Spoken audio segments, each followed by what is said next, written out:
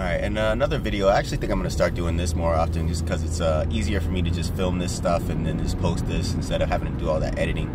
That said, another great conversation that happened last night, a brother got up and he asked a question about whether or not Pittsburgh was a sustainable ecosystem for startups, for businesses, etc. And what he was really trying to get at is that, you know, Pittsburgh has money, but it doesn't have Silicon Valley type of money. You know what I mean? You know, they don't have $250 million, billion-dollar VCs, venture capital firms that are just investing consistently in startups.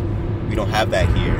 And so we were just having a conversation about how to create something like that. And I think the model of what we were discussing in the sense is that, you know, you have to create businesses that have, you know, billion-dollar valuations. And a lot of that is coming from, you know, the tech, the robotics, and things like that are here in Pittsburgh. But what happens is a lot of these companies will then have to go out west, you know, to Silicon Valley to get that, you know, $100 million seed funding, and then, you know, they might just stay out there. Very, very rarely, I mean, and it's very rare to ask somebody to come back to Pittsburgh after that, you know, after you've received hundreds of millions of dollars somewhere else. And essentially you're asking them to bring an entire economy back to, you know, their roots, which some people are inclined to do. But what we were discussing is that, you know, there is a model or a way to pioneer, because we do have the startups, we do have the businesses that are creating the kind of businesses that would have $1 billion valuation, but it's more so about trying to, not even trying to,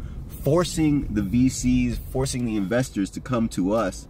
And I think it's really about being intentional and being confident in doing that, because the one thing that I would say Pittsburgh lacks is confidence. And really, what's the word that I'm looking for? Not like panache, a sense of flair. You know, we still have that, you know, Steel City, you know, Steelers kind of small town feel. So it's not really like an extravagant place.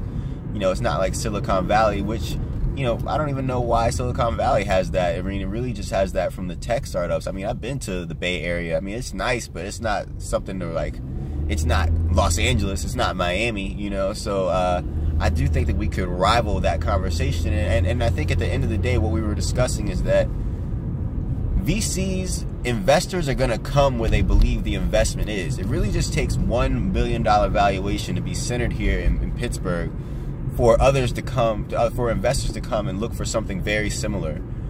So I think that's really what we're looking for now, is to just really start creating incubators, accelerators, and, you know, we have a ton of those here in Pittsburgh, but specifically, you know, looking for that for underrepresented entrepreneurs, you know, African Americans, other minorities, women, etc., and making sure that they have really safe spaces to develop these billion-dollar valuation companies in their own way. I have a client, and I think we weren't arguing. I wasn't arguing with my client. I want to put that out there. I was not arguing with my client, but I was definitely having the conversation about, you know, the type of business that they want to run and how that conflicts with, you know, what investors are looking for. Investors are just looking for growth.